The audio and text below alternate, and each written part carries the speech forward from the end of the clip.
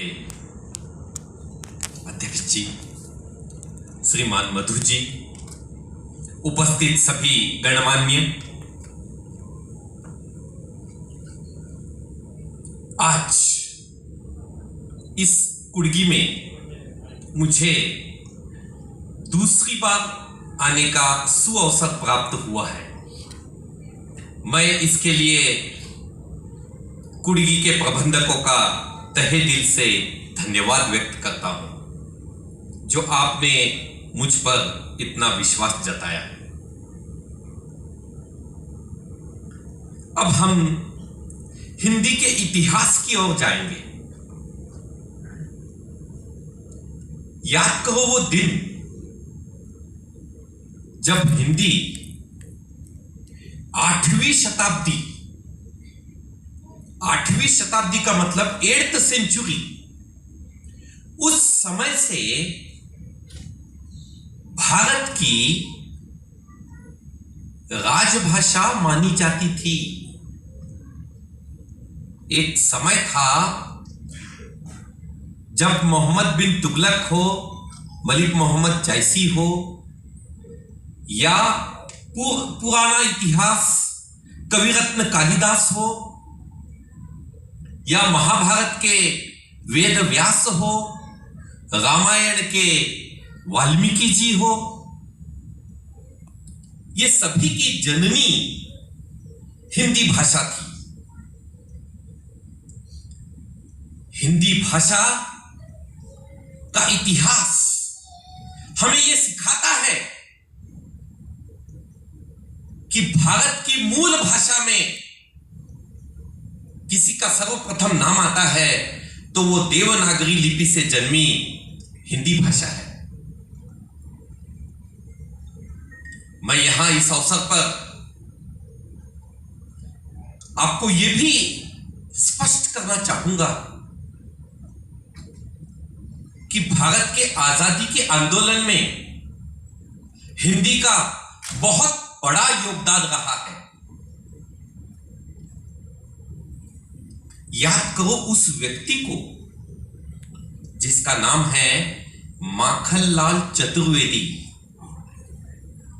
नाम ध्यान से सुनो, माखनलाल चतुर्वेदी, जिसको अंग्रेजों ने 6 साल की कड़ी सजा दी थी। और सजा किस बात के लिए? हिंदी में क्रांतिकारी कविताओं की रचना करने के लिए। उनकी एक कविता आज भी सीबीएसई के पाठ्यक्रम में पढ़ाई जाती है। उस कविता का नाम है कैदी और कोकिल। उस कविता में उन्होंने स्पष्ट किया था कि एक ही जेल में महात्मा गांधी जी, राष्ट्रपिता महात्मा गांधी जी और मुझे रखा गया था, लेकिन मेरे लिए ऐसी जेल की कोठड़ी बनाई गई जिसकी दीवारें 20 फीट ऊंची थी और मेरे कोठड़ी के आसपास किसी और की कोठड़ी नहीं थी। मैं ये सब क्यों बता रहा हूं? क्योंकि वो माखनलाल चतुर्वेदी जो अपनी कलम से ऐसी क्रांतिकारी कविताओं का रचना करना जानते थे जिससे पूरे भारत में एक आजादी का आंदोलन शुरू हो जाता था, और अंग्रेज इसलिए उनसे बहुत डरती थी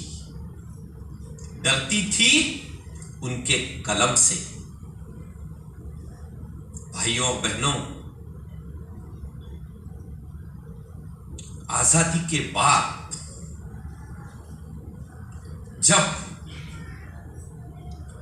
हिंदी को राष्ट्रभाषा का दर्जा देने का समय आया तो अचानक भारत में एक विचित्र क्रांति का जन्म हुआ, और इसके कारण हिंदी को केवल राजभाषा के रूप में स्वीकार करना पड़ा। राष्ट्रभाषा और राजभाषा अलग है। आज अगर आप RTI में, राइट टू इंफॉर्मेशन एक्ट में पूछोगे कि भारत की राष्ट्रभाषा कौन सी है, तो उत्तर में आपको नहीं शब्द प्राप्त होगा। इस अवसर पर मुझे याद आ रहा है कुंवर नारायण की कविता, कविता के बहाने, कविता के बहाने। उस कविता में उन्होंने स्पष्ट किया कि आज के यांत्रिक युग में, आज के इस विज्ञान के युग में हिंदी कहीं हमेशा के लिए छिप न जाए। उस कविता को अगर आपको पढ़ने का अवसर प्राप्त हुआ तो अवश्य पढ़िए। कुंवर नारायण की कविता, उसमें उन्होंने एक एक ऐसे मार्मिक तथ्यों को सामने रखा है जिसमें यह कहा गया है कि किसी एक विद्यार्थी से पूछिए कि बेटा आगे चलकर तुम क्या बनोगे, तो वो कहेगा मैं सॉफ्टवेयर इंजीनियर बनूंगा, मैं डॉक्टर बनूंगा, मैं AI जनरेटेड युग में पहुंच जाऊंगा। लेकिन कोई ये नहीं कहेगा कि मैं आगे चलकर हिंदी कवि बनूंगा। माखनलाल चतुर्वेदी, सूर्यकांत त्रिपाठी निराला, सुभद्रा कुमारी चौहान, महादेवी वर्मा और हमारे हिंदी साहित्य के सम्राट मुंशी प्रेमचंद, ये सब इतिहास के पन्नों में खो जाएंगे अगर यदि आज के इस 21वीं शताब्दी में हिंदी को बढ़ावा नहीं प्राप्त होगा। तो कुंवर नारायण की कविता में लिखा गया है कि आज कोई युवक, नवयुवक हिंदी कवि नहीं बनना चाहता, हिंदी साहित्य को पढ़ना नहीं चाहता, ना वो खुद हिंदी साहित्य लिखना चाहता है। कहीं आने वाला समय हिंदी के लिए केवल बोलचाल की भाषा तक सीमित ना हो जाए। अगर यह भाषा केवल बोलचाल की भाषा तक सीमित हो गई तो इस संपूर्ण भारत के लिए यह बड़ा दुर्भाग्यवश दिन अवसर कहलाएगा। मुझे आज यहां यह जानकर बड़ा आश्चर्य हुआ और साथ ही बहुत आनंद भी हुआ कि हर एक के लिए उन्होंने हिंदी प्रतियोगिता का आयोजन किया। इतना ही नहीं, CISF के जवानों के लिए भी उन्होंने हिंदी प्रतियोगिता का आयोजन किया। अगर यही चलता रहा तो अच्छा है। हिंदी में जान फूंकने का काम करो। कल विद्यार्थियों को यही सिखाना है। बुंदेले हर बोलो के मुंह, हमने सुनी कहानी थी, खूब लड़ी मर्दानी, वह तो झांसी वाली रानी थी। सुभद्रा कुमारी चौहान की याद दिलाना है और रानी लक्ष्मीबाई किस प्रकार से युद्ध में लड़ी थी यह भी बताना है। हम अंग्रेजी में यह सब वर्णन नहीं कर पाते। अंग्रेजी केवल ही, शी, इट तक समाप्त हो जाती है और बड़े दुर्भाग्य की बात है कि हमें आज अंग्रेजी का सहारा लेना पड़ रहा है। बिना अंग्रेजी के सहारे हम छात्रों को हिंदी नहीं पढ़ा पा रहे हैं। I am a Hindi teacher but I can explain in English. Without English student can't understand what I am telling. मुझे हिंदी शिक्षक होते हुए अंग्रेजी का सहारा लेना पड़ रहा है। महात्मा गांधी जी आने वाले भविष्य में हिंदी के साहित्य को और हिंदी पर जो आगे बहस होने जा रही है उससे वो बहुत चिंतित थे।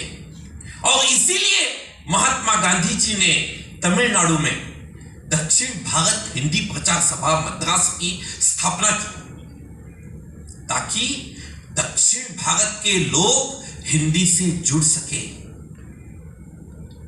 हिंदी का प्रचार प्रसार हो सके, हिंदी भारत की मूल भाषा बन सके। आज हम विदेश चले गए, कोई हमसे पूछता है आप कहां से हो, तो हम कहते हैं वी आर फ्रॉम इंडिया। तुरंत उनके मुंह से निकलता है नमस्ते नमस्ते। इसका मतलब यह हुआ कि वो हिंदी को कितना सम्मान देते हैं, हिंदी के प्रति उनके मन में कितनी अच्छी भावना है। क्या हम हिंदी को अपनी मूल भाषा, राष्ट्रभाषा के रूप में स्वीकार नहीं कर सकते? आज भारत का ऐसा कोई कोना नहीं है जहां पर लोग हिंदी भाषा बोलना नहीं जानते। 70% भारत की आबादी आज हिंदी बोलती है। उत्तर भारत संपूर्ण हिंदीमय है और दक्षिण भारत भी इससे अछूता नहीं रहा। आज दक्षिण भारत में भी हिंदी का प्रचार प्रसार बहुत तेजी से हो रहा है और हमारे पंडित जवाहरलाल नेहरू जी के पंचशील तत्वों के कारण हिंदी का प्रचार प्रसार और भी इसमें गति आई है। मैं आशा करता हूं कि जो भी यहां उपस्थित दक्षिण भारत के लोग हैं वो हिंदी का प्रचार प्रसार सर्वाधिक रूप में करेंगे। अभाषी हिंदी व्यक्तियों से ये आशा है कि आप हिंदी को अपनाएं। कल हिंदी केवल बोलचाल की भाषा तक सीमित ना रहे, इसका प्रयोग होता रहे। हिंदी बहुत सुंदर भाषा है। हिंदी भाषा में जो गर्व का एहसास, जो अभिव्यक्ति छुपी हुई है वो और किसी भाषा में नहीं है।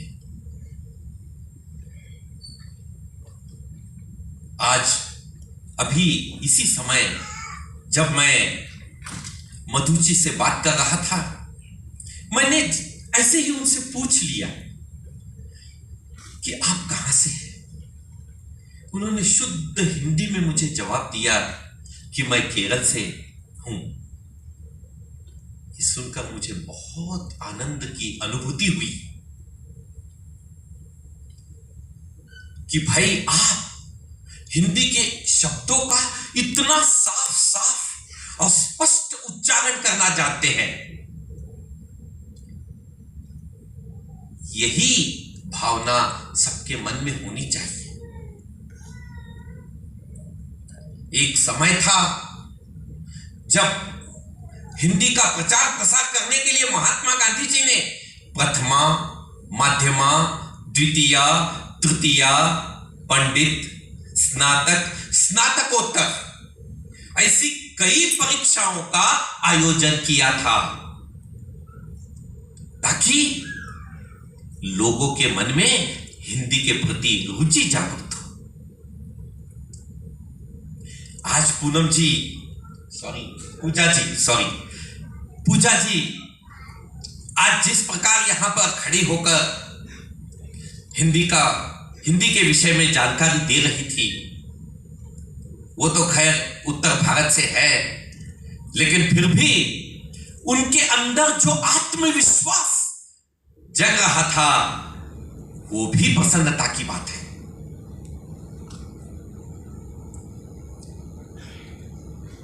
हमें एक और बात मैं यहां स्पष्ट करना चाहूंगा हिंदी के विषय में, और वो है जयशंकर प्रसाद जी। इन्होंने अपनी आत्मकथा में लिखा है कि मैं क्यों हिंदी से मेरा इतना जुड़ाव है। एक और व्यक्ति है, महान व्यक्ति, उनका नाम है हरिवंश राय बच्चन, अमिताभ बच्चन के पिताजी। जब उनके जीवन में पत्नी वियोग आया तो उनका साथ किसी ने दिया तो वो थी हिंदी भाषा। ये हिंदी भाषा को आप इसी प्रकार उज्जवल बनाए रखें। आज आपने जो यहां पुरस्कार वितरण का कार्यक्रम करना तय किया है, इसमें पता चल जाएगा कि कौन कौन किस प्रकार आज अपने हिंदी में ऊंचा स्थान प्राप्त कर चुका है, किस श्रेणी में उसने प्रतियोगिता में हिस्सा लेकर अपने लिए पदक प्राप्त किया है। आज हमारे प्रधानमंत्री जहां भी जाते हैं हिंदी में बात करते हैं। क्यों? क्योंकि वो जानते हैं कि जब तक मैं अपने आप से शुरुआत नहीं करूंगा हिंदी के प्रति, तो मैं दूसरों से क्या आशा कर सकता हूं। शुरुआत अपने आप से होनी चाहिए। आप चाइना में चले जाइए, वहां लोग चीनी में बात करना पसंद करते हैं। रशिया में चले जाइए, वो रूसी भाषा का प्रयोग करते हैं। जर्मनी में चले जाइए, वहां वो अपनी भाषा का प्रयोग अधिक करना पसंद करते हैं। भारत ही एक ऐसा देश है जिस पर अंग्रेजों ने अंग्रेजी भाषा को भारत के लोगों पर थोपने का काम किया है। इस भारत देश में 800 वर्षों तक मुगलों ने राज किया। इसी भारत देश पर 200 वर्षों तक अंग्रेजों ने राज किया। लेकिन किसी ने हमारे हिंदी के भाषा के साथ छेड़छाड़ नहीं की, लेकिन अंग्रेजों ने इस भाषा की नींव को हिलाने का कार्य किया। हमारे भारत के आखिरी बादशाह थे बहादुर शाह जफर, और बहादुर शाह जफर अपना सरकारी कार्य हिंदी में किया करते थे। आप इतिहास की किताब खोल के देखिए या फिर इंटरनेट में खोज कर दीजिए। अपना सरकारी कार्य भारत के आखिरी बादशाह बहादुर शाह जफर हिंदी में किया करते थे। लेकिन जब से भारत में अंग्रेजों ने पदार्पण किया, तब से उन्होंने इंग्लिश को, अंग्रेजी भाषा को एक कंपलसरी भाषा के रूप में, एक मूल भाषा के रूप में स्थापित करने की कोशिश की। वही कारण है कि आज हम अपनी भाषा से अलग होते जा रहे हैं। मैं चाहता हूं कि ऐसा ना हो।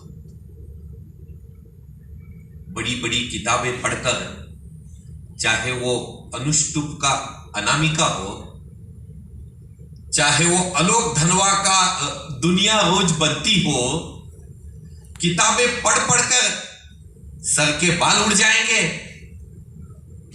लेकिन हिंदी के प्रति जो हमारे मन में श्रद्धा है, भावना है, उसे बरकरार रखना ये हमारा कर्तव्य है, और उसे हम आगे स्थापित कर पाएंगे, ऐसी मैं आशा करता हूं। आज मुझे इस अवसर पर अपने विचार व्यक्त करने का जो आपने मौका दिया, उसके लिए मैं तहे दिल से आपका धन्यवाद करता हूं। जय हिंद, जय भारत, जय हिंदी भाषा।